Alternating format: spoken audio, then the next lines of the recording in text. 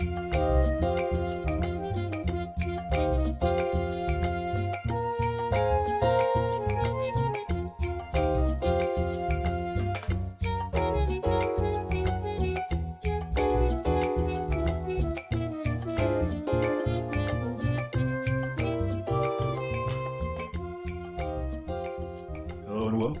to episode 1 of Adult Music. Hello world, here we are. This is pretty amazing. Yes, it is a new project for us, and we'll be broadcasting our thoughts and impressions of a variety of music, mostly classical and jazz releases, on a regular basis from our secret location in Japan. Yeah, secret location in Japan. You probably already guessed we're Japanese. Yeah, we're not. We're both American. We should say that right off the top of the bat. We live in Japan. We're both Americans. As a disclaimer. That's right. As a disclaimer. Okay, so I guess we should talk about ourselves first and let people know who we are. First of all, I'm Michael. You are? Russ. Yeah, okay, there we go. All right, so why are we doing this? What do you think? Well, let's see. How long have we known each other? Must be more than 20 years. Yeah. That's right. Yeah, that's a long time. Yes. And we've been, although we have different backgrounds concerning musical things, we have a lot of overlap in terms of interests. So we've always shared musical recordings and information about music that we like over the time. Yeah, music is our bond, I would say. That's right. That's right. And we also see how it relates to the rest of life and get other topics from there. So that's what we would hope to do here, is not only talk about music that we think people should check out, but other issues with technology and decisions related to musical releases and the way that we listen to music and other people listen to music and how it's changed over the time that we've been doing this. So. Right. So, Russ, you actually have a musical background. You want to kind of tell us a little about that? I started as a trumpet player right back in elementary school and played in a variety of musical ensembles, classical music, jazz music. Now, why'd you choose the trumpet? Actually, I wanted to play saxophone like everyone else. Yeah. But in the lottery system, trumpet was number 2. And so I got the second choice of trumpet. The lottery system. Huh? Yeah, the lottery system. And then in high school, I started taking piano lessons as well and continued that in university and studied music for a while. And then I went off on other ways. I figured it wasn't going to be the best career path, but I always kept an interest in it. And then as I got a little older, I expanded into playing guitar and singing and writing songs too. So, yeah, to this day, I don't play too much trumpet anymore these days, but I do enjoy more variety of music than I ever have before. So, more classical music, jazz, and lots of other things too. So, yeah, that's where I am and doing a lot of listening these days in the Corona era. So. Yeah. Have you always been interested in music since the time you were really young? Or? My first sentence that's recorded in the baby book, as American mothers have, is "Mommy, turn on the radio." Oh, good. So there you go. So over to you now, then.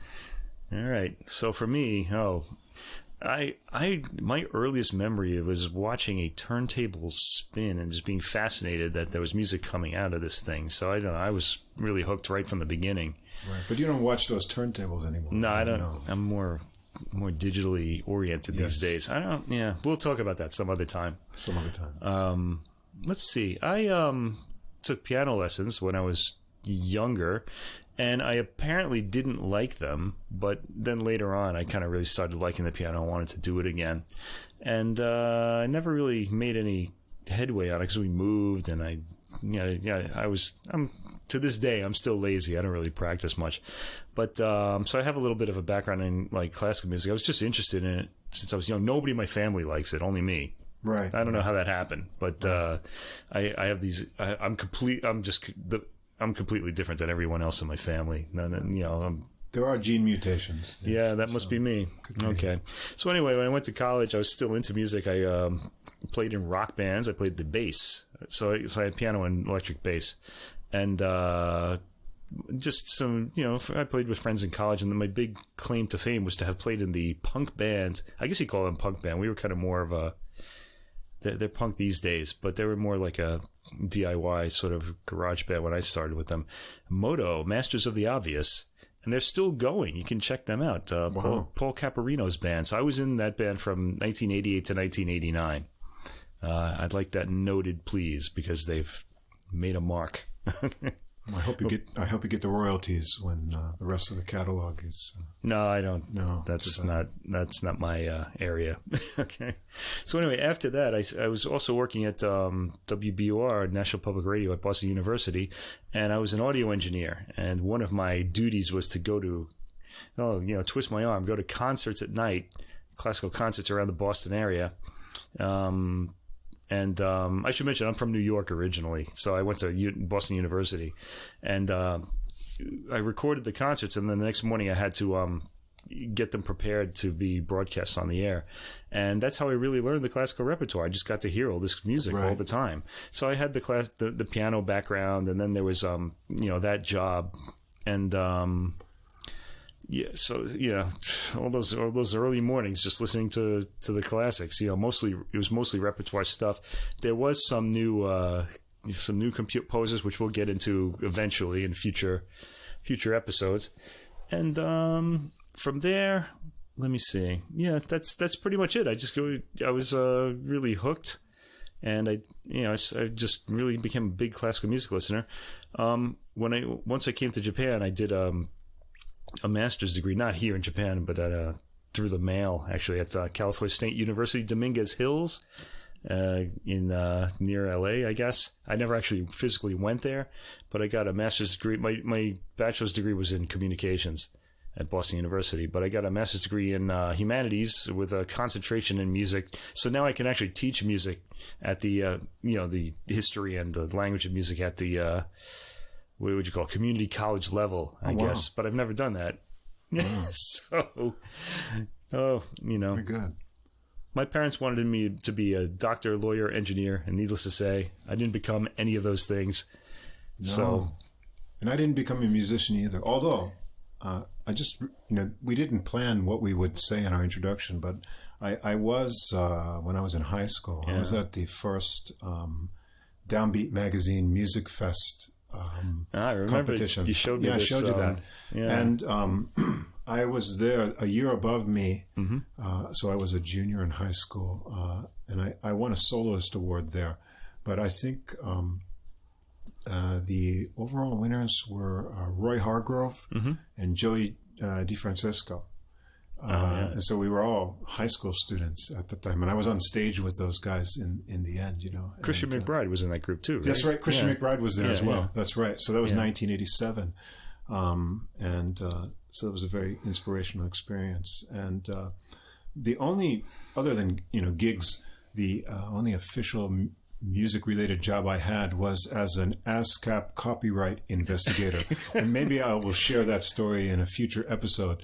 And on a couple investigations, I was almost bludgeoned with a shillelagh by an Irish bar owner. And wait, you should just tell that story now. I mean, you're already given the punchline, so yeah. Well, we had to show up at an Irish bar, and we were obviously the only ones who weren't Irish there, the regular customers. And then you had to make a map of the establishment, and normally, you would go either for live music or jukebox. Mm-hmm. You weren't allowed to play the jukebox, but if other people played a song on the jukebox, you would record what they played. And so if you had musical knowledge, you would know the names of these pop songs without having to go over and check. And also had a mini tape recorder, it was high tech back in the early 90s. Mm-hmm. And, so you could say, 815, Bob Seger and the Silver Bullet Band, old time rock and roll, or something like that. Right. And try not to be caught. But when we were in an Irish bar, it was like, and next is the ballad of, Paddy O'Grady. What? Does this have a copyright? We didn't know what was going on.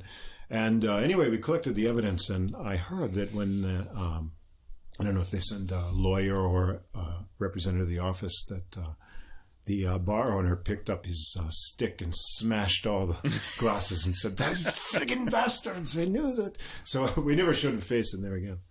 And then another time when we were supposed to go to a live music event up in the mountains in northern New York, the band canceled. Mm-hmm. And so we didn't know what to do because we had driven a few hours there. And so we stayed around and we figured we would get jukebox information anyway, because apparently this establishment hadn't renewed their license. But on the way out of there, I knew of a party happening locally. A friend of mine was staying at a camp, and we encountered a dead body in the road. Well, that sounds like an exciting life. And so we didn't know what to do. And we drove back to the town and reported to the police, who immediately drove off and didn't ask us any questions, which we thought was strange. But anyway, apparently there was a spousal feud, and resulted in someone driving over their wife and leaving their on the road there. Yeah, so horrible. Yeah, that was the last time. That was the last job I did for them, I think. But anyway, yeah. Unlike, well, at least you reported it to the police, though. Unlike, yes, we did. The guys fishing in that movie, and I'm not thinking of the name now. The Robert Altman movie. What was it? Huey Lewis was in that scene. Oh yeah, that's right. Yeah, Huey Lewis. Yeah. He was one of the fishing guys. They didn't. They stayed and fished while this dead body was floating in the pool. I'm gonna think of it later. Yeah. You know? Anyway, that was just another interesting experience related to music that I wouldn't have had. Yes. So how did you get into classical music? What was that always a thing? I had studied, trumpet just in school, and of course, you're mainly playing with concert band, so it's brass band music. Mm-hmm.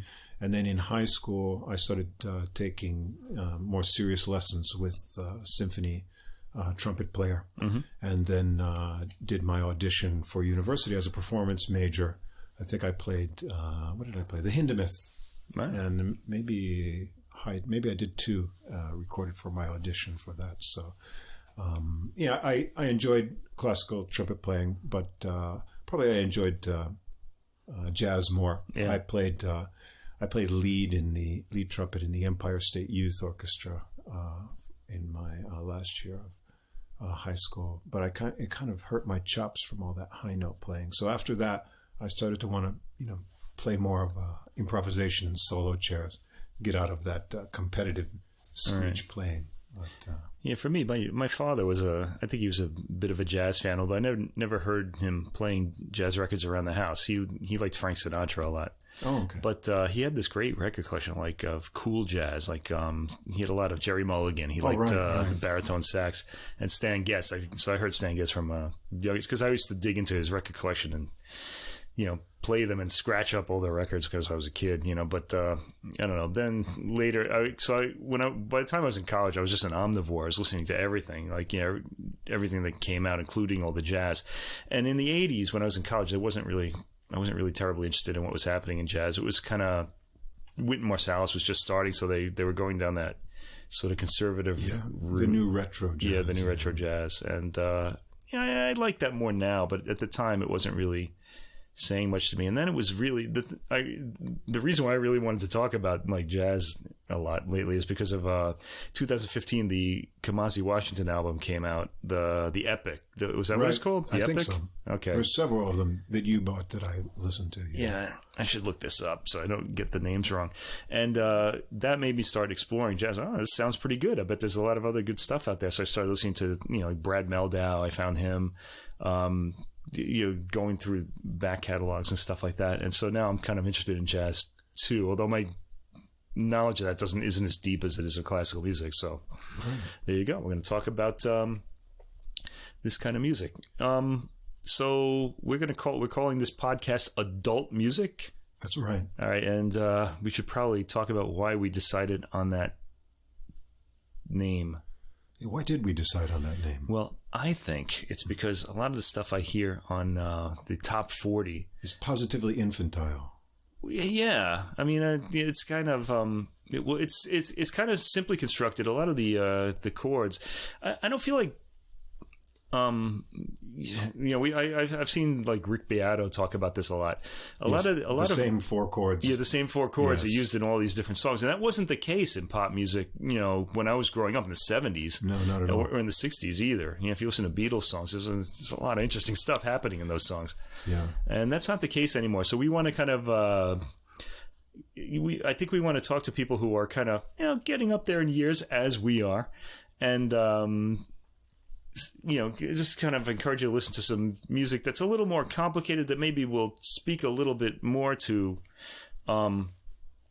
our modern something that's not our current state, let's say, as aging individuals. It's not disposable music. Not disposable, something that's going to have some lasting value, that might tell you something, about... as streaming has gained prominence as the main way that people listen to music, and since you can practically listen to almost anything, anytime, you would think the result would be, a large variety of music entering into the average listener's experience.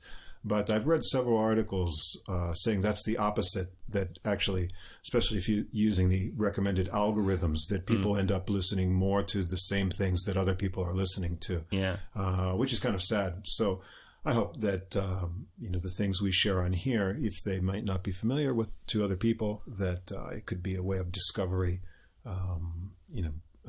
We'll do the searching and, take a listen. Right. If it sounds appealing to you. So what are we going to be sharing on here? We're not going to be doing too much crate digging. Okay. So as far as classical music goes, I'm kind of looking at albums released in the last 3 months or so, relatively new releases. I think we're going to talk about. I think we've decided to focus on new releases, mostly in classical and jazz, although we have broader interests than that. We'll probably bring some other. So if there's other genres that we think are particularly appealing, so new material, it could be something that's never been released before. There's some recently newly discovered old jazz recordings. There was a Coltrane one a couple of years ago, and there was an Art Blakey one. Something that's out there, freshly new, whether it was recorded recently or not. Right, basically new releases. New releases, okay. That's right. And the music, the repertoire, especially these days in classical music, everything is being recorded now, and it's just the sheer volume of releases is so vast that I think we have to kind of limit ourselves to just what's recent. That's right. Yeah. Otherwise, we'll just go crazy. We'll go crazy. Yeah. We should also mention you had mentioned. I don't have a turntable. That is correct. Okay. Being a big classical music listener, I don't really like listening to classical music on vinyl because it kind of, the high end gets lost. And classical music has a wide dynamic range, as we know. If you're listening to an orchestral recording, you're getting a pretty good look at the whole frequency of audible sound, even into the overtones that go beyond your hearing. And I don't think vinyl kind of reproduces that well. People kind of say, "Oh, it sounds warmer and stuff," and I kind of get that, but I still would prefer to hear the whole spectrum. And I feel like digital does that a lot better. I still collect CDs. I mean, I'm kind of streaming now, but I like collecting CDs because I like having the music I'm listening to, so I can revisit it or have a memory of it. But streaming is really for me just for sampling. I kind of because I'll just forget. Albums if I'm just streaming everything. Yeah, I'm a little bit different. I gave up my vinyl habit when I came to Japan. I have a collection of records back in New York, but it wasn't practical to send them at the time. And then I had gotten into CDs and later SACD. Actually, although I do buy classical releases occasionally, I listen to most of my classical on streaming, and there's a lot of things that I probably wouldn't plan on buying, but I enjoy listening to it occasionally on streaming. Yeah. And purchasing, actually, I tend to buy a lot more used and older things that aren't available on streaming, and sometimes you can't even buy them new anymore. Right. And in Japan, we're blessed with really excellent used record shops, so they're worth scouring through. Yeah. And I find some real gems that aren't around anymore. But I still buy a few CDs a month, I think. So, but yeah, streaming has certainly been a great way to discover music and also learn about music, especially with classical music, I find, because I may have only one recorded version of a piece, and I'd like to hear how someone else interprets it, or a different ensemble, something like that. And rather than have to buy, more recordings of the same piece or something, it's opened my ears to different interpretations of things, different orchestras playing things. So yeah, I'm a big fan of streaming, but yeah, it's very changeable, both in terms of the format, services, catalog. If you buy specialized streaming equipment, some of the components that were made 7 or 8 years ago are already obsolete now because they don't incorporate the latest features. So it's sort of still a wild west of where things are going as far as formats go. But, yeah, the good points are that I'm listening more to a larger variety of things than ever before. So. Yeah, me too. So here we are. We're just going to try to sort that all out here. Hopefully people will be listening, and you guys, I hope so. You can comment and, maybe even recommend even more things that we can listen to. So our basic plan is probably to come in with maybe 3 releases on future podcasts and talk about those, but just to get things rolling, and since we're doing this one live in the studio today, live in our secret mountain lair, that we would just start with 2 this week, and I guess the theme would be piano this time. Yeah, we just happen to have chosen 2 piano recordings. 2 piano recordings, 1 classical and 1 jazz. And my favorite instrument, by the way. So I'm listening to a lot of piano recently, maybe because there's so many good new recordings of piano music. But you've got a fresh one that you've brought along, and we happen to have just listened to it freshly as well. So why don't you introduce the classical one? It's kind of a funny choice. Okay, this is a classical one. Stephen Huff, the pianist, and it's his new release, Vida, Breve, okay, which is a program of music that sort of talks about, what would you say, the brevity of life, okay, and deals with death too. That's right. Yeah, starting on a high note, folks. In his introduction there, he mentions the end of life as the theme, which sounds kind of dark, although I don't think it's a dark program necessarily. Speaking of adult music, this is really the adultest of themes that you can have. Okay, your impending. I'm not even going to go there. All right. Anyway, Vida Breve. Okay, so we gave this a listen. It's a mixed program. It's pieces of piano music that deal with the the brevity of life or even death. And the program is fascinating. It's really excellent. Okay. It has Bach Busoni Chacon from Bach Chacon from the partita, the violin partita number 2, and it's Busoni's arrangement of it, which is how shall we say? If we're going to be charitable, we'll say it's monumental. And if we don't want to be charitable, we could say bombastic. But I guess it depends on who's playing it. There's a lot of very thickly textured chords in there, and his performance of it, the dynamics are really surprising. The volume. I should mention I'm a big fan of this pianist, Stephen Huff. I have CDs of every record he's released. Okay, so I really look forward every album he's released, and I look forward to these when they come out. I just buy them without hearing them because I just like this pianist a lot.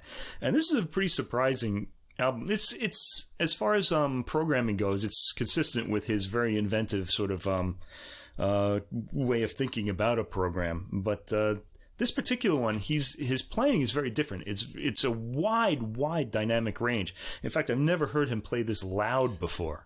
Yeah, that's this right. Loudly. And I think, I don't know if that was strategic in the sort of technique of recording, but it sounds rather different from his other recordings in terms of sonics. Yeah. I felt listening to it that the microphones are rather distant. Yeah. Maybe because he was playing, really heavily on those pieces. in order to get the levels right. But it also does seem to have changed the sort of timbre of the piano in a little unusual way, at least when we were listening to it on my system. It sounds like distanced. Yeah, I heard this on headphones earlier too. It sounds sort of like you're sitting, what did you say, in the middle of a... I thought that would be in the middle of, I think it's recorded in the church is listed there. Yeah, I was thinking concert hall, but it's actually, I have the, I can't see what this is. It was recorded in a church. Yes. Yeah, I think I read that there. So, yeah, the playing, of course, is in an apparently cavernous church because it's yeah. I mean, his playing is always top notch, but the recording quality on this one, I also felt a change on the last two pieces, which you said were meant to be taken as an encore, the Korean song piece, and then there's a Bach.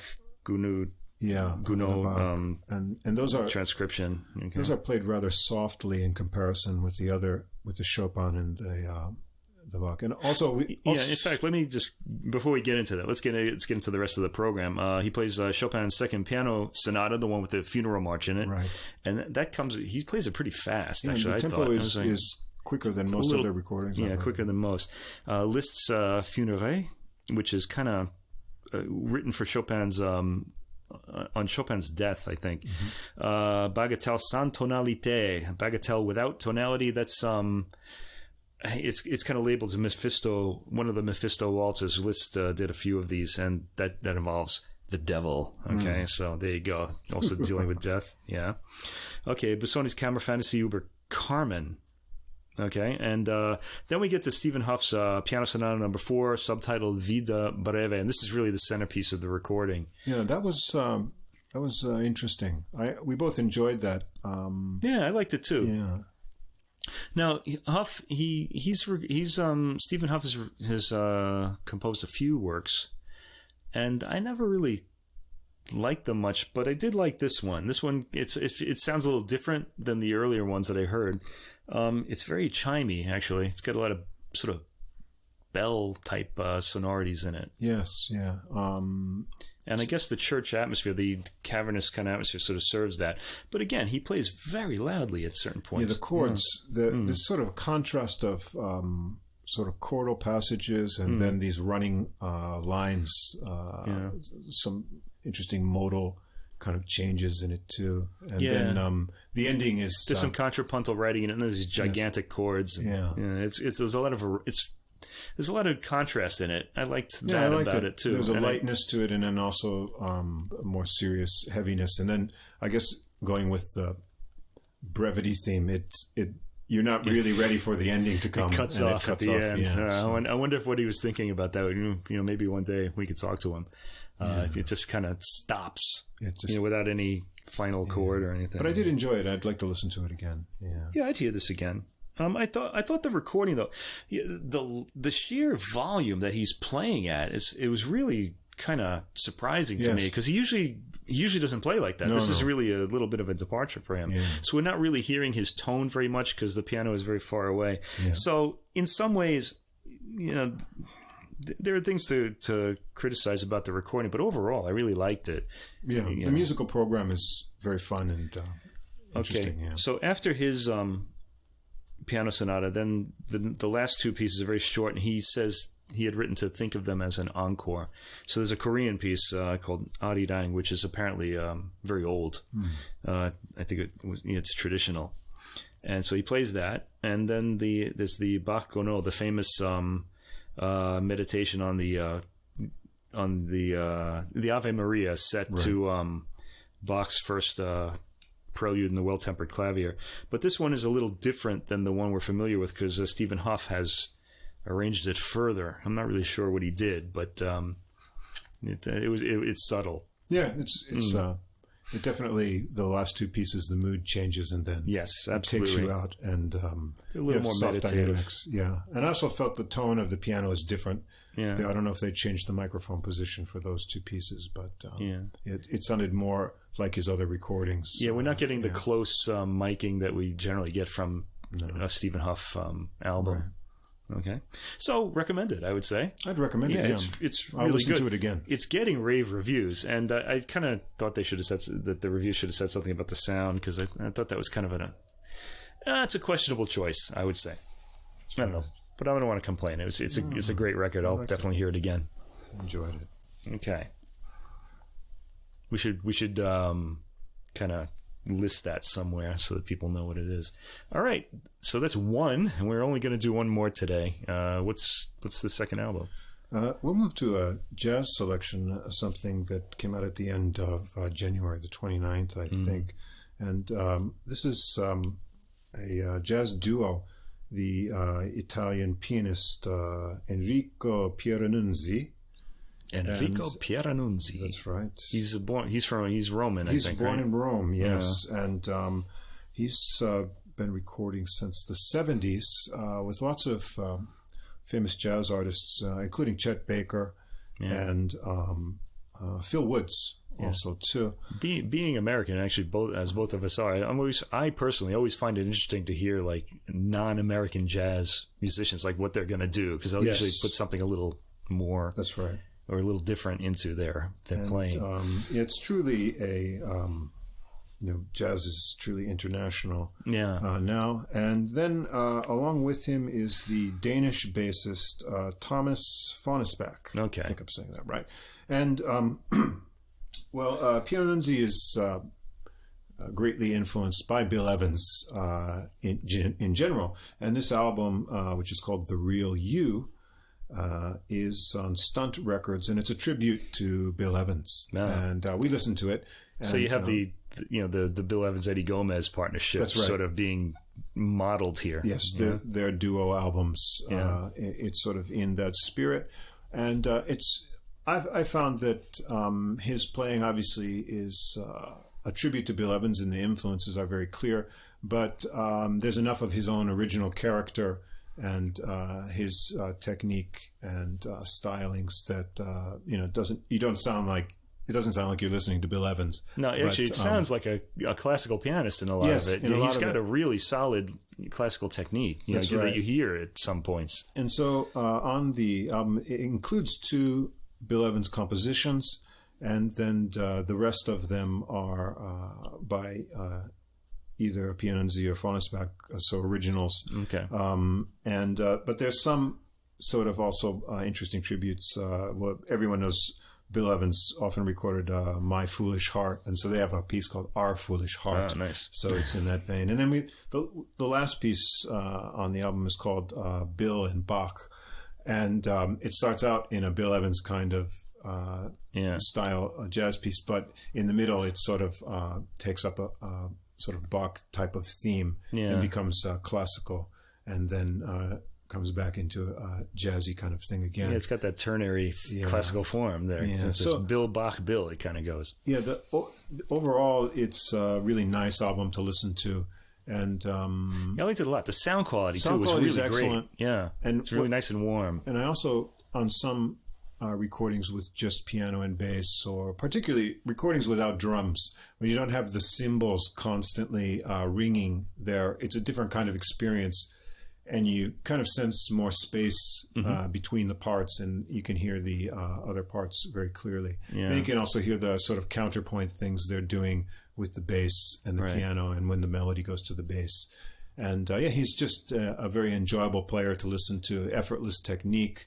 And then, sometimes he's using some of the stylistic phrasings and lines that Bill Evans, you would be familiar with through his recordings. And then you can hear some of his own sort of improvisations mixed in with that. So I just felt it was a really nice balance. Doing a tribute to someone, it's sort of, it can be a difficult sort of endeavor. How much am I going to copy or emulate the artist, and also you could be erring on the side of being too original, and then it's not a tribute after all. But I thought this one hits the perfect balance. It's got a nice, enjoyable feeling through it, and as you said, the sound quality is top notch. And I'm not familiar with Stunt record label, but I'll be interested to see more what they have to offer. We also noticed that that although that was released in this year, he also has another release, Afterglow. We haven't heard this one yet. We haven't heard that yet, but that appears to be another duo, but piano and trumpet with Bert Joris. And Russ being a trumpet player, yes. I'm imagining we're going to hear this one. That's right. And be talking about it. That's right. And, of course, one of my favorite trumpet players is the Italian trumpet player, Fabrizio Bosso. Yeah. So we'll probably be talking about him at some time, too. I have a Christmas album by him. It's really good. He has... He's got all the technique and a lot of humor and an awesome sound, and he deserves to be more widely known and appreciated. Okay, we'll have to start tracking him then, because I am interested. Yeah, I speaking of Italian jazz musicians, I stay in when I go to Rome, as I will occasionally do when we're not, locked in Japan where you can't leave. I stay at a hotel where one of the how would you say, the concierge, I guess, the people behind the desk, is that what they are? I don't know, but he's a big jazz fan, and he kind of gave me this, and I said, well, why don't you recommend some Italian jazz musicians for me to listen to? I don't really know anything about it. And he gave me this 2-page list of people that I'm actually starting to get to know, some of them a little bit now. But boy, it's a lifetime of discovery that I've got ahead of me now. That's right. Okay, so I guess we're going to do more than this in the future, but this is just sort of a little taste of. That's right. We just wanted to introduce ourselves and get started like this. Live together, and we think we can do this flexibly and remotely, and maybe have some guests in the future. Well, let's not get ahead of ourselves. It's what we want, but let's see what happens. See how it goes. But we certainly have a ton more music that we can talk about, and if the releases keep coming, especially in classical music like this last year, it's a struggle to just listen to all the things that I want to. So I just want to say 2020. We had the COVID-19. We were all locked down, so I wound up listening to a lot of music. And boy, was there a lot of really good classical music last year. I'm hoping that's going to continue. But that's right. We'll see. And I'm excited with some of the newer jazz recording labels, especially Smoke. Record sessions. Sessions, right? That's right. Yeah. There's some great things that came out at the end of last year in October and November. Peter Bernstein and Eric Reed had a new release, The Pianist, and there's some new things coming out in the spring. So I'll be looking for those and hopefully bring a few of those along to talk about as well. Okay, well, thanks for listening, and we hope you enjoyed that, and we'll see you soon. That's right. See you on episode 2, coming soon.